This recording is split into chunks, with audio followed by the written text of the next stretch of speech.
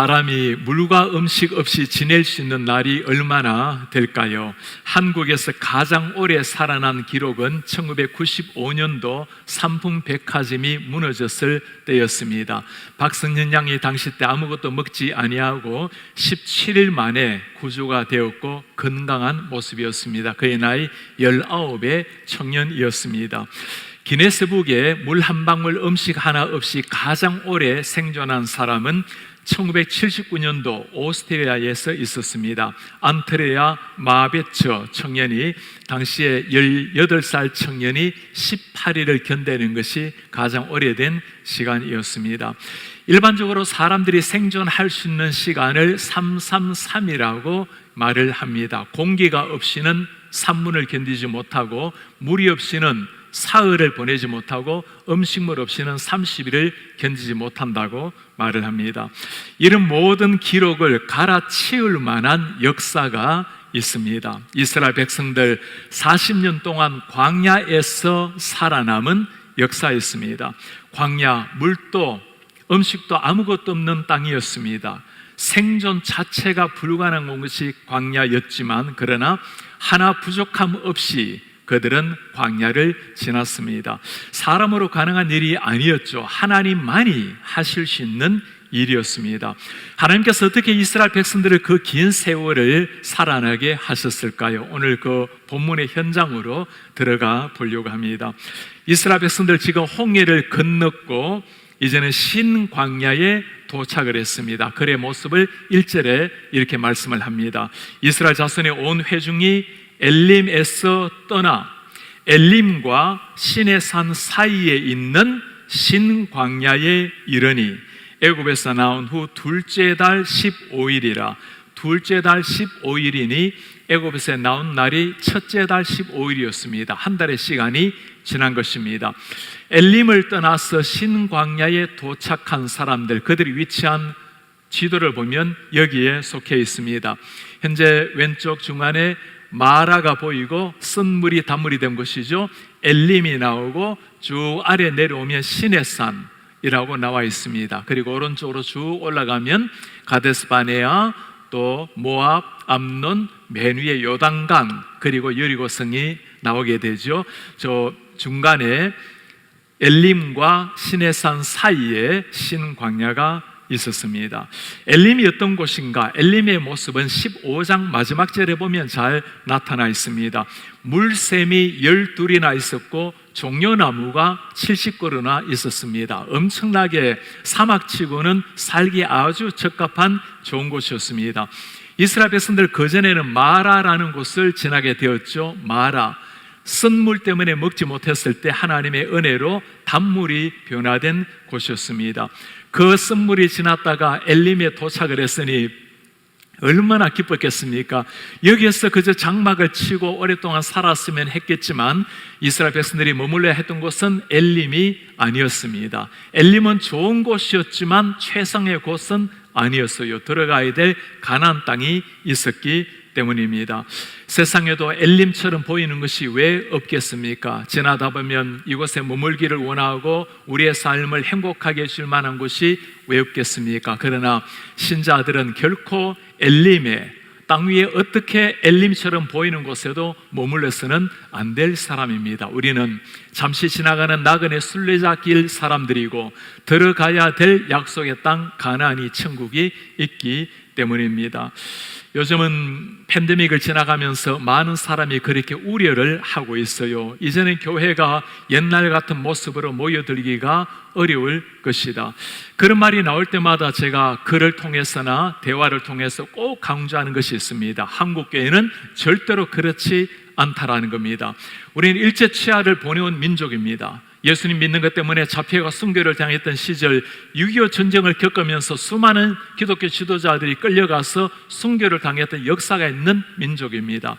그 치열했던 일제치하 그리고 6.25 전쟁을 겪으면서 한국교회는 조금 더 주춤되지 아니하고 오히려 엄청난 영적 성장, 부흥을 이룬 것이 한국교회의 역사입니다. 중국교회도 마찬가지였죠. 공산정부 들어오고 난 다음에 모든 선교 사람들을 추방하고 기독교인들 잡아 가두고 중국 내에는 기독교인이 하나도 없다라고 소리쳤지만 실제 중국이 문을 열었을 때 얼마나 많은 그 지하교 성도들이 피를 머금고 일어났다는 것을 우리가 보았습니다. 우리는 이 팬데믹을 뚫고 세상 사람들이 걱정하는, 우려하는 것과 전혀 다르게 오히려 영적으로 회복을 넘어서 비상을 하게 될 것입니다. 요즘 우리 목회자들과 리더십에서 계속적으로 포스트 코로나 이후의 목회, 교회에 대해서 준비를 하고 있습니다. 그럴 때마다 꼭 부탁을 해요. 우리는 회복을 목적으로 하는 것이 아니라 회복을 넘어서 비상하는 것을 염두에 두고 준비를 하라고 늘 강조를 하고 있습니다. 꼭 그렇게 하나님께서 우리 교회에 은혜를 주셔서 우리가 먼저 그렇게 일어나고 우리 교회를 통해서 지역의 많은 교회를 비상시키는 교회로 사용할 줄 믿고 기대합니다. 이스라엘 백성들 애굽을 떠난 지가 한 달이 되었죠. 애굽에서 가나안 땅까지는 걸어가면 2주면 들어갈 수 있는 거리입니다. 아마 한 달 정도 식량은 준비를 해왔겠죠. 한 달이 지났고 식량이 떨어질 때가 되었습니다. 여러분 기억을 하시기 바랍니다. 하나님의 백성에게는 무엇인가 떨어진다라는 것은 하나님의 은혜를 체험할 수 있는 기회가 되는 겁니다. 하나님께 더 의존하게 되고 더 기도하게 되고 하나님을 더 사랑하게 되고, 그런 오늘 이스라엘 백성들, 그들이 택한 것은 하나님에 대한 의존 기도가 아니라 원망과 불평이었습니다. 2, 3절에 하는 말씀이에요. 이스라엘 자손 중 온 회중이 그 광야에서 모세와 아론을 원망하기를 시작을 합니다. 1절에서 12절에 보면 이 원망하다라는 말이 7번이나 반복해서 나오고 있어요. 이스라엘 자손이 이르되 우리가 애굽 땅에서 고기 가마 곁에 앉아있던 때, 떡을 배불리 먹던 때 여호와의 손에 죽었더라면 좋았을 것을 너희가 이 광야로 우리를 인도해내어 이 온 회중이 줄여 죽게 하는도다.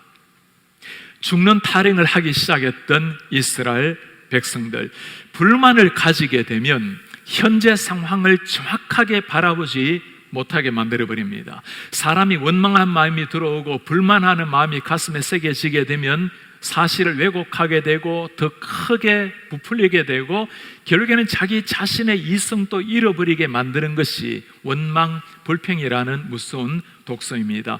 이 사람들이 원망하고 불평하는 이유가 무엇이었죠? 먹고 마시는 문제 때문이었습니다. 애굽에 있었을 때가 좋았는데, 고기 가마 옆에서 고깃국 끓일 때가 좋았는데, 이 노예된 사람들이 고기를 얼마나 먹었겠어요? 종으로 살아가면서 주인된 애굽 사람들의 고깃국 끓여주었던 그 노예 생활을 그리워하면서 하나님이 자유의 몸을 주셨고 이제는 하나님의 백성의 고결한 신분을 주셨는데 그 옛날 노예 생활을 그리워하는 이런 사람들, 우리 예수님께서 오죽하셨으면 그렇게 말씀을 하셨을까요? 하늘의 새들을 바라보고 들의 백합화를 바라보라. 하나님이 거두지도 심지도 않지만 하나님이 다 입히고 먹이신단다. 더 좋은 것을 주길 원하시는 분이 하나님이신데 하물며 너희들까 보냐, 믿음이 적은 자들아. 하나님이 무턱대고 이 사람들을 나무라는 것이 아니죠. 얼마나 많은 훈련을 거쳤습니까? 애굽의 열장을 눈으로 본 사람들이었어요. 하나만이라도 체험을 했다면 하나님 제대로 알지 않겠습니까? 멀쩡했던 바다가 갈라지고 그 사이를 건넜던 사람들, 이 정도 되면 평생에 하나님의 기적을 생각하면서 하나님을 찬양해야 될 사람들 아닙니까? 쓴 물이 하나님의 눈으로 맑은 물이 되어서 방금 마시고 돌아선 사람들이었어요. 그러나 그들 속에 뿌리 내린 DNA라는 불평의 DNA는 마치 시간을 아끼는, 시간을 알리는 뻐꾸기 소리처럼 계속해서 터져 나왔습니다. 사실 이 사람들의 근본적인 문제는 먹고 마시는 문제가 아니었어요. 그들의 근본 문제는 하나님을 향한 원망과 불평이었습니다. 하나님이 뭐라고 말씀을 하시죠? 여호와께서 자기를 향하여 너희가 원망하는 그 말을 들으셨음이라. 우리가 누구냐? 너희의 원망은 우리를 향하여 함이 아니요 여호와를 향하여 함이로다. 여러분 잘 기억하시기 바랍니다. 우리가 하고 있는 원망은 환경, 사람에 대한 것이 아니라 근본적으로 하나님을 향한 원망, 비판이라고 말씀을 하는 겁니다. 3년 전에 조현삼 목사님께서 부흥회를 오셨을 때 말의 힘이라는 제목을 가지고 설교를 하신 적이 있습니다. 우리가 말하는 대로 하나님께서 당신의 귀에 들리시는 대로 행하시겠다라는 말씀입니다.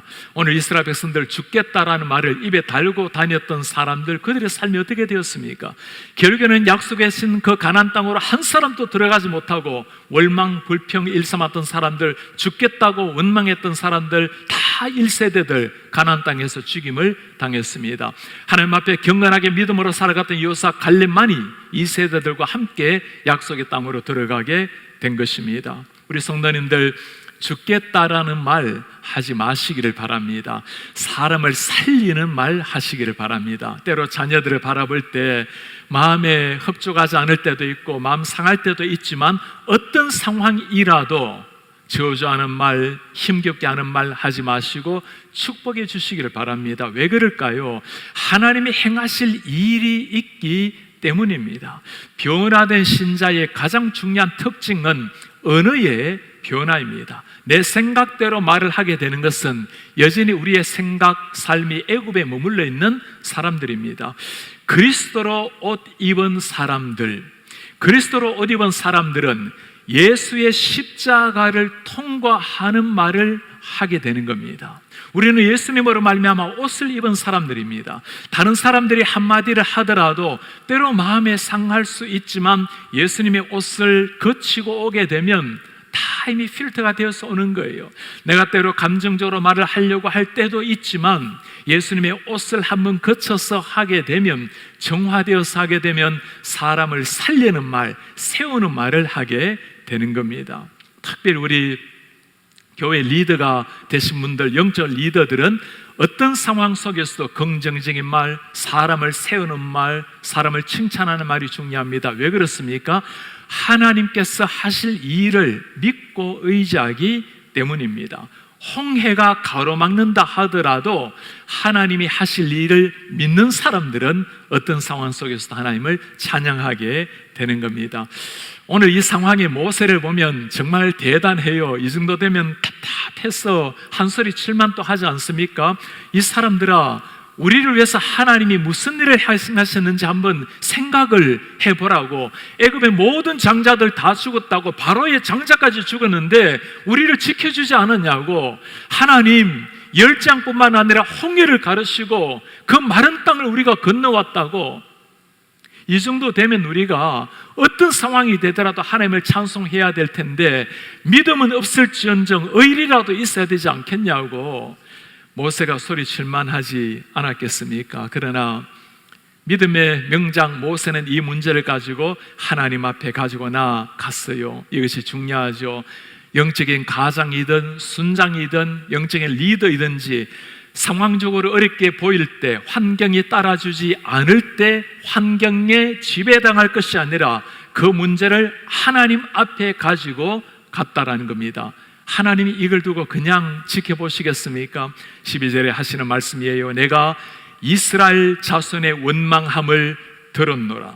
그들에게 말하기를 너희가 해질 때에는 고기를 먹고 아침에는 떡으로 배부르리니 내가 여호와 너희의 하나님인 줄 알리라 하라 하시니라. 정말 상상하기 어려운 말씀 아닙니까? 하나님께서 하늘을 여시고 저녁에는 메추라기를 주시고 아침에는 만나를 내리시고, 아침에 눈을 떠보니 마치 간밤에 눈이 곱게 내린 것처럼 광야 땅에 새하얗게 내려져 있는 그 만나, 저녁이면 하늘을 날아다녔던 그 무수한 메추라기가 하늘로 땅으로 떨어졌어요. 당시의 메추라기는 이집트 사람들에게 굉장히 고급 음식이었습니다. 하나님께서 그 아무것도 없는 광야 땅에서 가장 귀한 양식으로 이스라엘 백성들을 먹여 주신 거예요. 여러분, 이 메추라기 한번 생각해 보시기 바랍니다. 새총으로 잡을 수 있는 메추라기가 아니에요. 제가 시골에서 어린 시절 참새 많이 잡아봤는데 새총으로 하루 종일 돌아다녀도 한두 마리 잡을까? 그 잡기 쉽지가 않아요. 지금 하나님께서 메추라기를 이스라엘 백성들이 먹이기 위해서 전 세계에 돌아다닌 모든 메추라기를 다 소환했습니다. 200~300만 되는 사람들을 배불리 먹이려면 얼마나 많이 필요했겠어요. 그 광야에 날아와서 하나님의 말씀에 일제히 땅으로 다 떨어졌습니다. 이게 생각이 상상이 됩니까? 하나님이 형상대로 만든 사람, 하나님의 백성, 이스라엘 백성들은 하나님을 원망하고 불평하고 있는데 그 미물인 메추라기들은 창조주의 말씀 한마디에 그냥 땅으로 떨어져서 자신의 생명을 데리는 그 장엄한 죽음. 우리 너무나 하나님의 사랑을 다 받고 거룩이란 하나님의 형상대로 지음을 받았지만 그렇게 인간처럼 하나님 앞에 불순종하는 자연이 세상에 또 어디에 있습니까? 이스라엘 백성들만을 나무랄 일이 아니죠. 우리의 모습이 어떠합니까? 하나님이 내 인생을 책임지신다고, 내 인생을 하나님께 맡긴다고 다 우리가 고백을 해요. 정말 한번 물어보세요. 내가 주님께 내 인생을 맡기는 것처럼, 고백하는 것처럼 내 인생을 살아내고 있습니까? 광야 땅, 광야 같은 세상에서 걸어가면서 여전히 광야 땅에서도 살아남기 위해서 무엇인가를 채워야, 무엇인가 많이 비축을 해주고 미래가 보장이 되어야만 안심하면서 살아가고 있지는 않습니까? 그런 게 아니에요. 신자의 삶이란 함께 하시는 하나님, 그 하나님 한 분 손을 붙들고 광야 땅을 거닐지라도 기쁨과 만족, 하늘의 평강 가지고 걸어가는 사람들, 그들이 신앙인입니다. 만나를 거둘 때 하나님께서 두 가지 지침을 말씀을 해 주셨어요. 하루의 분량만 거두어라. 내일까지 저장해 두지 말아라. 여러분, 최소한 내일 정도 먹을 음식이 있어야 되는 것 아닐까요? 왜 오늘 일용할 양식만 거두고 내일까지 두지 말라고 말씀하고 있습니까? 네 인생을, 내일은 내가 책임을 지겠다는 거예요. 내가 너의 주인이라고, 내가 너를 책임질 나의 하나님이라고 하나님께서 그것 지금 보기를 원하신 겁니다. 예수님께서도 주님 가르친 기도에 말씀을 하셨죠. 오늘 하루 일용할 양식을 주시옵소서. 왜 하루 양식을 달라고 할까요? 한 달이면 좀 낫고 1년이면 편안하게 걱정 없이 살 수 있을 텐데 매일매일 하나님이 주시는 은혜를 공급받아서 살아내라는 말씀입니다. 매일매일 하나님의 은혜가 아니면 마치 살아갈 수 없는 것처럼 주님 앞에 의존하면서 살아내라는 말씀입니다. 만나라는 것은 단순한 육신의 음식을 넘어서 하나님과의 관계를 보여주는 겁니다. 내 삶을 하나님께 맡겨드리고 하나님이 주시는 그 공급으로 살아내는 하나님과 하나님 백성의 관계를 보여주는 게 매일 얻었던 만나였어요. 대학교 다닐 때는 과외를 하면서 아르바이트를 해서 생활비를 벌어 다녔습니다. 한 번은 월급을 받아서 제 동생과 함께 한 달 분량의 생활비를 나누고 교회를 갔어요. 교회 주일 저녁 예배가 되었습니다. 필리핀에서 선교하시던 선교사님 한 분이 초청을 받아와서 간증 집회를 하셨어요. 목사님께서 은혜를 참 많이 받으시고 집으로 돌아갈 때 차비만 빼고 모든 가진 돈을 다 헌금하라고 광고를 하셨습니다. 제가 한 달 생활비 마침 받은 날인데 차비 빼놓고 다 헌금을 했어요. 그리고 내심 제 동생은 제발 헌금하지 말기를 하고 집으로 돌아오는 차 안에서 버스에서 물었습니다. 야, 네 헌금 다 했나? 동생이 정말 제가 기대하지 않았던 대답을 했어요. 나는 다 했는데 니는? 하나님께서 이런 형제를 어찌 그냥 두고 보시겠어요? 보스턴에서 공부를 했을 때였습니다. 한 학기 마칠 때쯤 되어서 보스턴의 제일 큰 교회 청년부에 섬기기로 약속을 했습니다. 얼마 가지 않아서 뉴햄시의 조그마한 시골 교회에서 목사님이 찾아오셨어요. 우리 교회 영어권에 한 4명, 5명 아이들이 있는데 목사님 좀 오셔서 섬겨주시면 고맙겠습니다. 제가 이미 약속을 한 곳이 있으니까 정중하게 양해를 구했습니다. 목사님이 가시면서 그렇게 부탁을 해요. 목사님, 기도 한번 해봐 주세요. 제가 기도할 만한 상황이 아니었습니다. 그때 저는 차도 없고 보스턴은 대중교통이 있지만 그 뉴햄시까지 가려면 1시간 반 이상 걸리는 거리인데 정말 저에게 문제는 하나님의 은혜로 장학금을 받아서 공부를 했지만 생활비가 필요했습니다. 그 조그마한 교회에서 무슨 생활비를, 사례비를 기대를 하겠습니까? 이런 경우는 기도를 하지 말아야 되는데 그래도 기도를 하다 보니까 한 2주쯤 지나고 나니까 제 마음속에 자꾸 이게 하나님께서 마음을 일으키시는 거예요. 큰 교회는 누구라도 갈 때가 있지만 저 먼 교회, 조그마한 교회는 갈 사람도 없을 텐데 하나님께서 주시는 마음을 따라서 전화를 드렸습니다. 가겠노라고. 다음날 새벽이 되었습니다. 한국에서 전화가 왔어요. 한 집사님의 전화였습니다.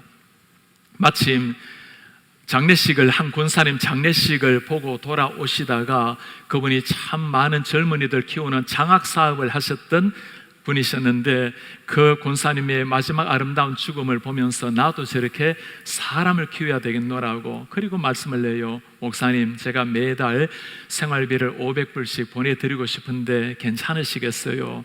괜찮을 정도가 무엇입니까? 저는 하나님께 조그만한 것, 주님께서 제 인생의 주인이라고 여기고 조그만한 결단이었지만 하나님께서는 제 모든 삶을 다 책임져 주셨습니다. 여러분 기억을 하시기 바랍니다. 하나님이 책임져 주시는 인생이 그것이 최고의 인생입니다. 광야길 지나가면서 내가 주인이 되면 내가 먹을 것, 내가 입을 것, 미래를 다 준비해야 돼요. 여러분 어느 정도 준비가 되면 평안해하고 노후가 보장이 되면 안정되고, 그게 아닙니다. 광야길이라는 것은 누구도 40년 견디기 어려운 광야길이에요. 우리가 살아가고 있는 인생길을 영적인 광야길이라고 다 말하고 있지 않습니까?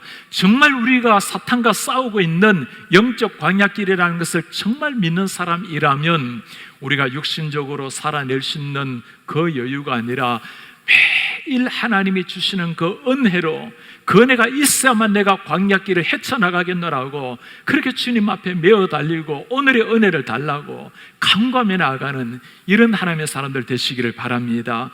이것이 신자가 땅 위에서 주님의 손을 붙들었을 때 누릴 수 있는 하늘의 평강입니다. 하나님께서 만나를 통해서 보여주시려고 하는 것이 이거예요. 신명기에 주님이 말씀을 하십니다. 내 하나님 여호와께서 이 40년 동안에 내게 광야길을 걷게 하신 것을 기억하라. 왜 그래요? 너를 낮추시고 너를 시험하사, 무슨 시험입니까? 너의 마음이 어떠한지, 명령을 지키는지 지키지 않는지.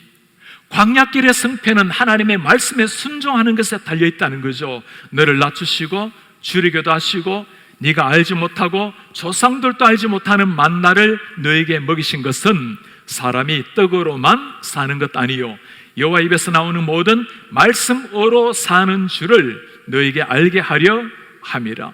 만나를 주신 근본 목적이 무엇이라고 말씀합니까? 떡으로만 살 것이 아니라 하나님의 말씀으로 살게 하기 위해서 하나님이 떡도 필요하다는 것 잘 알고 있습니다. 그러나 더 중요한 것, 하늘에서 떨어지는 하나님의 말씀, 우리 심령에 찾아오시는 주님의 말씀으로 살게 하려 함이라.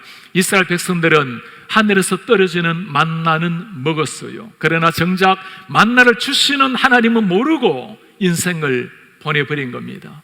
오늘날 한번 물어보시길 바랍니다. 말씀은 열심히 읽고 때로 말씀을 열심히 가르치지만 그 말씀하고 계시는 하나님을 정말 알고 그분과 동행하고 있는가? 말씀은 사모하고 말씀을 믿는다고 읽고 고백하지만 정말 말씀으로 이 세상에 오신 예수님을 내 주인으로 모시고 그분께 순종하며 살아가고 있는가? 오늘 하늘에 만나 하나님의 말씀 아닙니까? 매일매일 새롭게 다가오시는 그 말씀으로 매일 아침에 매일 새로운 만나를 먹듯이 매일 하나님의 말씀으로 주님 앞에 나아가는 삶. 어제의 물로는 오늘의 물방아를 돌릴 수 없다라는 것을 기억을 하셔야 됩니다. 흘러간 물로는 오늘의 물방아를 돌릴 수가 없는 거예요. 신자는 오늘 믿음으로 살아가는 겁니다. 신자는 오늘 주시는 하나님의 은혜로 살아가는 겁니다. 이전에 봉사하셨던 것들, 지금까지 주님을 위해 선신한 것들 다 소중한 일입니다. 그러나 신앙은 현재형이에요. 지금 내가 주님 앞에 어떤 모습으로 서 있는가? 찰스 벌처는 우리에게 나이가 들수록 더 기도하라고 말씀합니다. 왜 그래요? 영적인 것이 무뎌질 수 있기 때문에. 그때는 성실했는데, 그때는 열심을 내었는데 그것이 아니라는 겁니다. 지금 더욱더 주님 앞에 나아가는 인생. 지난번에 제가 시골에서 전도되었던 교회에서 그를 모르셨던 한 집사님이 너무나 갈급하게 기도함을 하나님이 눈을 열어주셔서 글을 읽었던 것 간증을 했습니다. 마침 제 시골 고향 교회에서 이 설교를 들으신 분 중에 우리 한 장로님, 한 권사님이 그 집사님 댁을 찾아갔어요. 아주 시골에서 아직까지 살아 계시는데 제 이야기를 나누고 얼마나 감격스럽게 소식을 보내오셨습니다. 지금 또 시골에 들어가셔서 정말 평생 그러신 것처럼 하나님 앞에 기도하시는 집사님, 그 집사님이 영상을 하나 보내오셨어요. 한번 보시도록 하시겠습니다. 목사님 진실로 축복하고 감사하고 오늘 그발 미국 같은 세상에서 그렇게 오늘 과연 목회일로 한다니 너무나도 참대번창한 하나님의 기적에 전복한 역사인 줄로 믿습니다.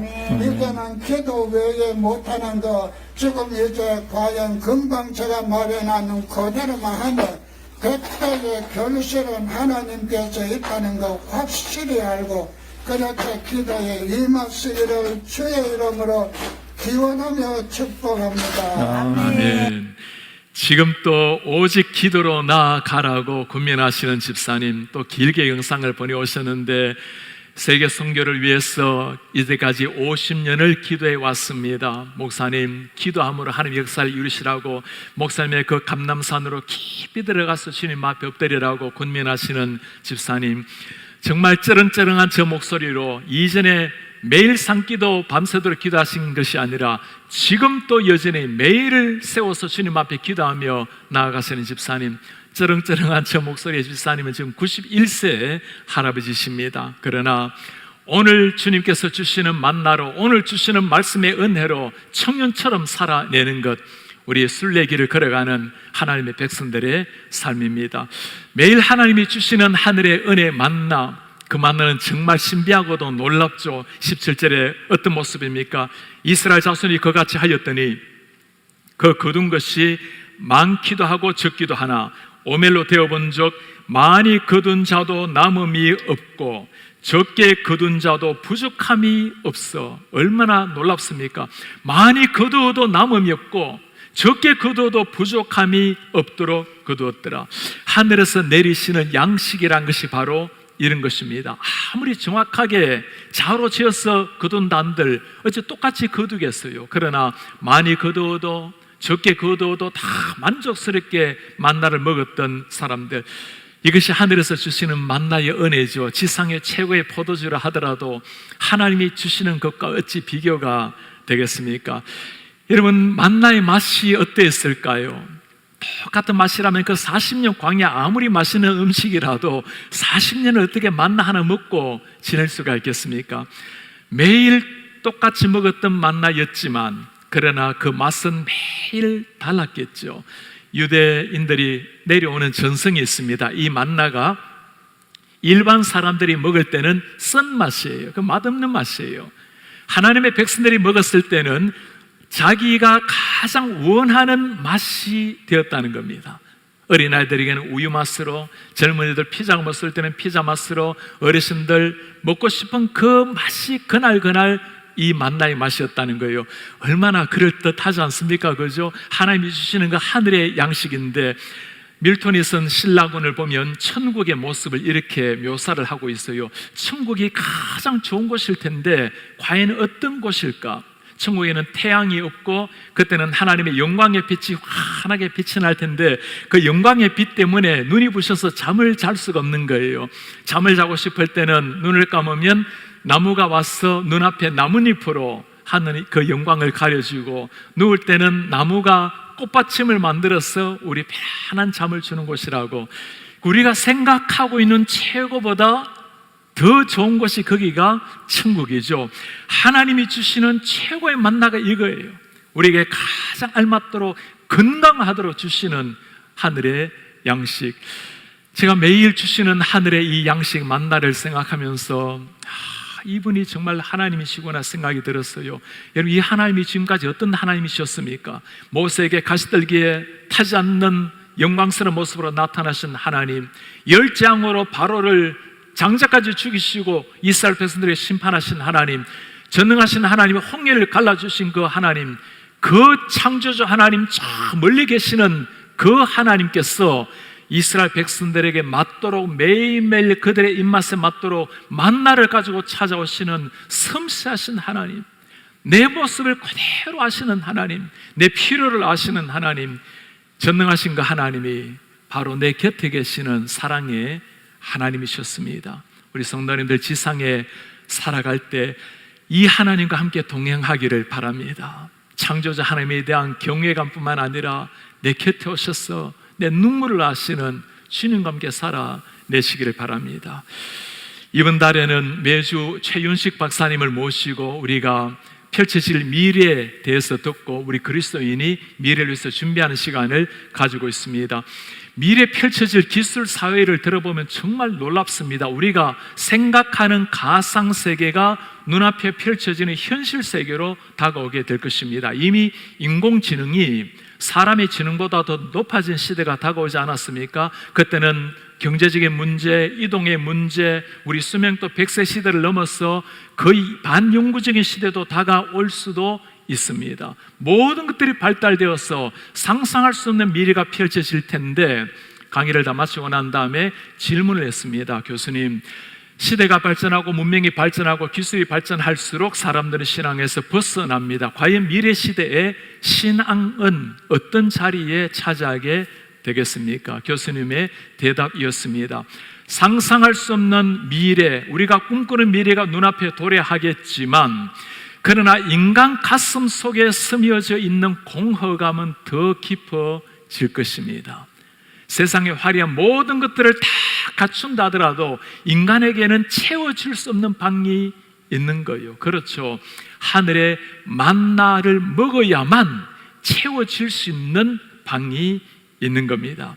팬데믹을 지나가면서 제가 연관 결과를 하나 읽은 것이 있습니다. 지난 한 해 동안에 알코올 중독으로 말미암아 일어난 각종 병들, 그 병들의 숫자가 하버드 대학교, 미시간 대학교, 많은 대학교에서 연관 결과가 거의 비슷해요. 50% 정도 늘어났다는 겁니다. 알코올 중독뿐만 아니죠. 도박 중독, 게임 중독, 인터넷 중독, 수많은 중독들이 그 고결한 인간의 삶을 다 흐트러지게 만들고 있지 않습니까? 아무리 발전된 세상이 온다 하더라도 하나님만이 채울 수 있는 방, 다른 것으로 채울 수 있는 것이 아니라는 겁니다. 오늘 우리는 이스라엘 백성들에게 다가오신 하나님, 광야 40년 동안 만나로 먹이신 하나님을 만났습니다. 이스라엘 백성들 하늘의 만나를 먹었지만 광야에서 다 죽임을 당했습니다. 3500년 전에 하나님께서 만나를 가지고 이 땅에 내려주신 그 하나님, 2000년 전에 하나님께서는 만나가 아니라 하나님 자신이 직접 이 세상에 생명의 양식으로 내려오셨습니다. 예수님께서 말씀하시죠. 내가 주는 떡을 먹는 자마다 결코 줄이지 아니하리라. 내가 주는 물을 마시는 자마다 결코 영원히 목마르지 아니하리라. 하늘의 만나를 먹은 사람, 영생수를 먹은 사람, 목마르지도 배고프지도 않으리라고 주님이 말씀을 하시는 겁니다. 우리에게 가장 알맞은 모습으로 찾아오신 하나님, 눈물 흘리는 자에게는 따스한 손길로 눈물을 닦아주시는 우리 주님, 지치고 피곤한 자에게는 새로운 힘을 가지고 찾아오시는 우리 하나님, 죄악 때문에, 허물 때문에 고통하는 자에게는 죄사함의 은총으로 다가오셔서 여전히 살아간다고 말씀해 주시는 분, 그분이 우리의 주님이십니다. 매일 주님 앞에 기도하며 나아가기를 바랍니다. 그 옛날 매일매일 새롭게 만나를 먹은 것처럼 주님, 우리에게는 오늘의 은혜가 필요합니다. 주님, 오늘 살아낼 수 있는 은혜가 필요합니다. 주님, 은혜 없이 마치 살 수 있는 것처럼 우리를 내버려 두지 말아 주시기를 바랍니다. 주님, 오늘 새로운 그 은혜로 우리를 충만하게 채우셔서 이 광야 생활 매일매일 승리하며 살아낼 수 있도록 주님 은혜를 도와여 주시옵소서. 날마다 하늘에서 떨어주시는 생명의 만나, 그 예수 그리스도의 생명의 말씀으로 하루하루 살아내다가 우리 주님께서 언젠가 우리를 부르시는 날 땅 위의 광야 생활 아름답게 다 보내고 약속의 땅 가나안으로 들어가시는 이런 하나님의 사람들 되시기를 주의 이름으로 축복합니다.